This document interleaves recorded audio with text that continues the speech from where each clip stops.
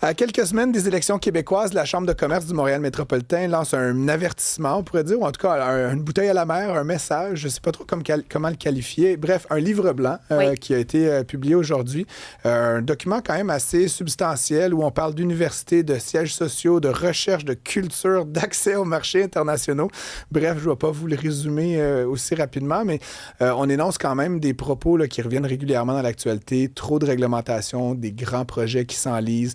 C'est quand même un diagnostic sévère, mais en même temps optimiste. Isabelle Dessureau, qui est la présidente et chef de la direction de la Chambre de commerce, est avec nous en studio. Bonjour Isabelle. Bonjour Francis, merci de me recevoir. Merci à vous. Votre document, il me semble, est sévère envers la classe politique. Vous dites que certains partis ont abandonné Montréal parce qu'ils gagnent plus de sièges. Est-ce que Montréal est devenu politiquement trop rentable pour qu'on s'en préoccupe au niveau du gouvernement québécois? C'est une excellente question. J'aimerais mettre peut-être une autre perspective. On aimerait changer du disque un peu entre Montréal, les régions, tout ça. Nous, dans le fond, avec les défis qu'on voit, les défis économiques, le financement de notre maintien d'actifs, les nouveaux projets dans lesquels on voudrait s'investir aussi parce qu'il faut préparer le demain, puis on veut pas se mettre sur pause. Les défis qu'on a avec les marchés internationaux, tout ça, on a vraiment des occasions à saisir. Et c'est le moment plus jamais où on est dans l'ère de l'hyper-collaboration entre nous autres, l'équipe Québec, Montréal, la capitale nationale, les autres régions, les autres pôles. On a tous des forces différentes. Et ça, je dirais que c'est la clé pour nous pour la suite. Et Montréal doit jouer son rôle dans tout ça de capital économique, mais en levier aux autres régions aussi. Ouais. Vous parlez notamment d'un des thèmes, l'hyper-collaboration, c'est un des thèmes qui m'a bien marqué, puis on va y revenir, mais un autre élément qui revient beaucoup dans le document, c'est la question du fardeau réglementaire. Oui. Vous demandez une réduction de 20 %. Bon, je ne sais pas exactement comment on chiffre ça, mais il me semble que c'est un thème qui revient depuis que je suis la politique, là. Pas si vieux, mais depuis les années 90, me semble, tous les gouvernements nous ont promis que ce soit la réingénierie de l'État, la réduction de la taille. Puis à chaque fois, j'ai eu plusieurs ministres là, à l'émission cet été. Oui. On dit ça. La CAQ a même adopté une loi en ce sens-là. Et puis bon, petit à petit, les chauffeurs Inc., évidemment qu'il faut un règlement. Puis ceci, il faut un règlement. Puis cela, tous les règlements individuellement font sens. Puis ensuite, on constate qu'il y a juste toujours plus de règlements. Comment, concrètement, est-ce qu'on fait pour déréglementer? Est-ce que c'est une vue de l'esprit, Isabelle Dessureau? T'as tellement raison. Vous avez tellement raison. C'est que nous, on n'est pas dans la déréglementation à tout coup. Mais c'est sûr que depuis 20 ans, ce qui nous a mené à cette perspective, à cette culture de se protéger, OK? D'avoir un certain confort. On met un règlement, ça va un peu nous donner du confort. Ça fait de nous une société qui cherche pratiquement le risque zéro. Et nous, on se dit, là, c'est assez. Ça fait 20 ans qu'on en parle de l'allègement de la déréglementation. On propose des choses différentes. On propose puis des choses quand même simples. Un exemple. On l'a appelé « une fois suffit ». C'est-à-dire, si tu es une entreprise québécoise ou un organisme communautaire, tu donnes tes informations sur qui tu es au gouvernement du Québec, devrait se faire une fois. La responsabilité du gouvernement, par la suite, de créer une plateforme, un guichet unique où les informations y résident. D'autres pays l'ont fait. On ne comprend pas pourquoi des choses aussi simples n'y vont pas. La règle aussi du 2 pour 1, c'est-à-dire un nouveau règlement t'en tire 2. À chaque fois, il doit y avoir des cibles. Le 20 %, nous, en fait, ce qu'on veut, c'est d'ici 2030. Et que ce soit comme un indicateur qu'on va mesurer, nous, à la Chambre, comme d'autres collègues. Si c'est inscrit dans une loi cadre, que les cibles sont précises pour chacun des ministères et que ça ne soit pas perçu, je pense qu'il y a aussi, si tu me permets d'ajouter, il faut amener aussi l'appareil gouvernemental, l'appareil administratif dans ça, parce que il y a un consensus parmi les politiciens présentement puis les élus. Tout le monde en parle. C'est le niveau d'en dessous qui qui répond pas, mais qui est chacun aux prises. Aujourd'hui, on parlait d'abolir Santé Québec, mais bon, Santé Québec a sa logique, à la limite qui est différente du ministère de la Santé, puis ça, c'est juste ces deux-là.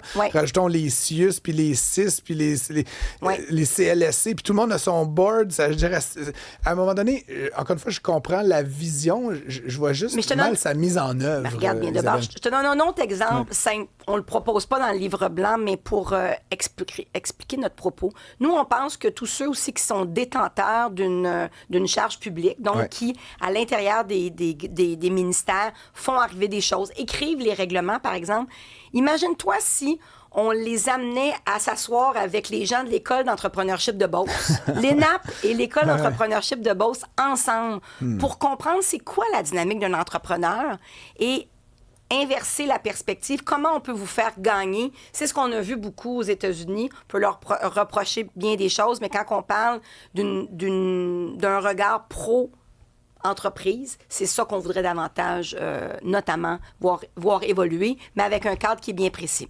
Je veux rentrer dans la question, une réglementation très spécifique. C'est abordé dans le livre blanc, la question linguistique. Oui. On est au Québec, on parle français, on en est fiers. N'en demeure pas moins qu'on veut protéger la langue, mais il y a beaucoup d'entrepreneurs, membres de la Chambre assurément, qui trouvent qu'il y a souvent qui voient ça comme une oppression, là, cette espèce d'omniprésence de la police de la langue, de l'OQLF, surtout pour les plus petites PME. Je ne vais pas nommer de nom, mais vous les connaissez. Il y en a qui se sont exprimés même publiquement là, en disant que ça limitait les possibilités de croissance. C'est surtout vrai pour les entreprises d'ici qui veulent exporter ou qui veulent vendre ailleurs dans le monde.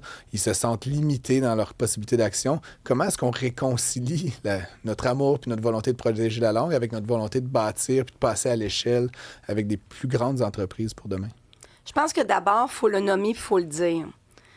Ce que nous, on dit, c'est que la protection du français et l'ouverture sur le monde, donc ce qui nous appelle à nous déployer sur d'autres marchés, là, on ne devrait pas faire un choix. On devrait être capable de faire arriver ça.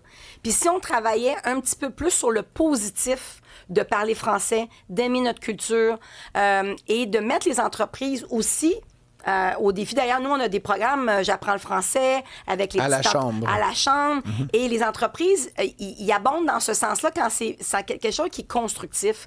Maintenant, récemment, j'ai eu une présentation de l'Office québécois de la langue française, puis c'est pas pour rien qu'on dit de l'allègement administratif aussi, parce que les règlements puis les lois, c'est long à changer.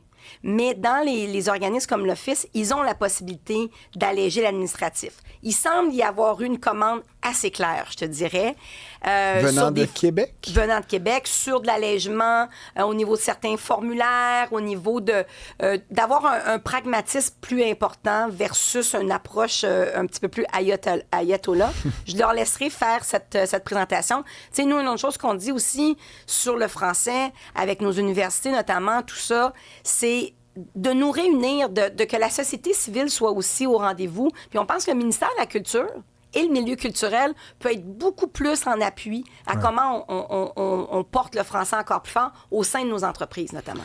Un autre enjeu, lui aussi, encore une fois, connexe à cette question de la réglementation et de la langue, c'est la question de la population, de la démographie. Oui. Votre document, je trouve que c'est peut-être le chiffre le plus spectaculaire là, qu'on y trouve. On pourrait assister à une baisse de 11,5 % de la population montréalaise âgée de 20 à 64 ans, grosso modo, les gens qui travaillent, là, si on résume, dans les 5 prochaines années, ou entre 2025 et 2030.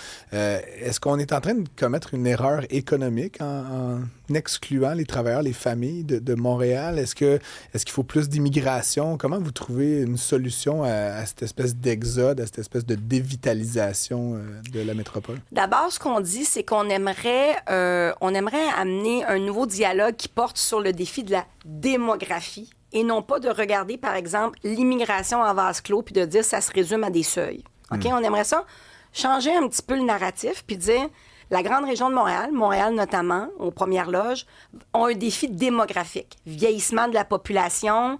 Là, on le voit, le défi. On peine à retenir les talents internationaux qui sont ici, qui ont étudié ici. Ça nous a fait très mal dans les dernières années. Faut leur faire aimer Montréal. Faut les amener à être à la table. Oui, bien sûr, on est lucide.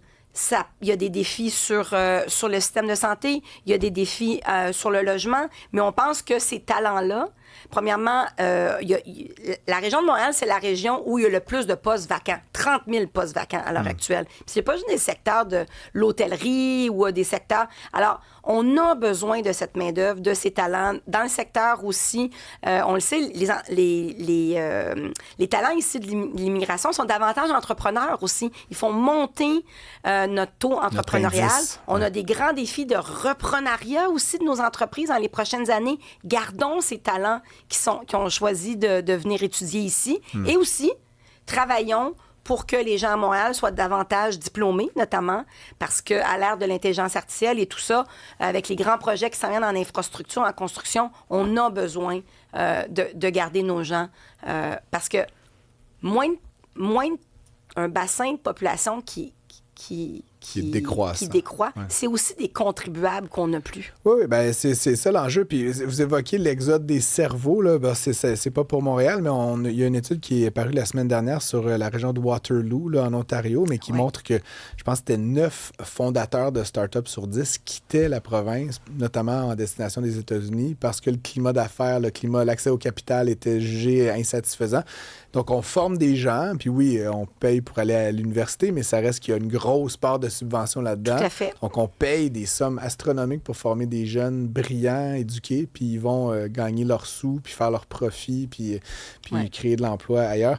Or, on a une métropole internationale, multiculturelle depuis toujours, qui a tellement d'atouts. Il faut continuer de capitaliser sur ces atouts-là. D'ailleurs, dans le livre blanc, ça faisait longtemps, je crois, qu'un groupe ne l'avait pas fait. On a comme un peu regardé un diagnostic sur 75 ans. Les moments où Montréal a eu s'est propulsé, puis on en a des grands legs, tu sais, les centres hospitaliers universitaires, le quartier Montréal Métropole culturelle, le quartier des spectacles. Il faut relancer ces élans-là. Puis maintenir, évidemment, nos actifs dans lesquels on a investi il y a 60 ans et qui ont besoin aujourd'hui d'une relance. Je termine avec un sujet, ceux qui nous écoutent régulièrement le savent, qui me tient particulièrement à cœur, la question de l'énergie. Oui. Vous proposez dans votre document presque une révolution, là, de mon point de vue, attribuer les mégawatts selon des critères publics de valeur ajoutée, de productivité, de décarbonation. Entre nous, Isabelle, j'ai l'impression que l'octroi s'est toujours fait un peu derrière des portes closes. On ne sait jamais trop sur quels critères, qui jappe le plus fort, qui est l'ami de qui. Puis je n'accuse personne de collusion, mais ce que vous proposez, c'est de l'hyper-transparence, là, essentiellement. Est-ce que c'est vraiment faisable, une mesure comme ça? Puis je veux pas... Pourquoi ça ne le serait pas? Ben, je le souhaiterais, mais encore une fois, on sent que les politiciens, ils aiment cette petite chasse gardée qu'ils ont de toi, pas toi, de choisir des gagnants avec les blocs d'énergie. Mais s'il y a des critères qui sont établis... Ça se change, cette culture-là, à Québec? Nous, on y croit. On y croit. Puis c'est pour ça qu'on arrive avec des recommandations aussi qui sont audacieuses et ambitieuses. Et puis, cette transparence-là, un gouvernement, un élu est redevable à sa population, redevable à ses acteurs économiques aussi. Puis, je pense que sur beaucoup de sujets, on est en droit de s'attendre à davantage de transparence. Vous débutez ce document avec cette phrase « Choisir peut tenir le cap ». Je vous cite. Si le prochain premier ministre ou la prochaine première ministre vous disait demain, Isabelle, je vous accorde une seule des 9 recommandations, laquelle est-ce qu'on choisit? Puisqu'il faut choisir. Difficile à choisir, évidemment, déjà 9, mais je dirais que notre recommandation numéro 1 indique que de faire de l'allègement réglementaire, administratif et fiscal une urgence nationale. C'est vrai pour les entreprises, c'est vrai pour les municipalités, c'est vrai pour le milieu communautaire, ça touche tout le monde. Merci beaucoup, Isabelle Dessault, d'être venue nous voir en studio. J'invite évidemment les auditeurs, les téléspectateurs à lire ce livre blanc qui est disponible sur le site de la Chambre de commerce du Montréal métropolitain. Puis évidemment, bonne campagne. Je sais que vous n'êtes pas en campagne, mais je sens que la Chambre va avoir évidemment une contribution, notamment normative, intellectuelle, là, tout au long de ces prochaines semaines. C'est une période excitante quand même pour le Québec. Oui, tout à fait. Merci d'avoir fait œuvre utile en ce début de campagne. Merci à vous. Au revoir.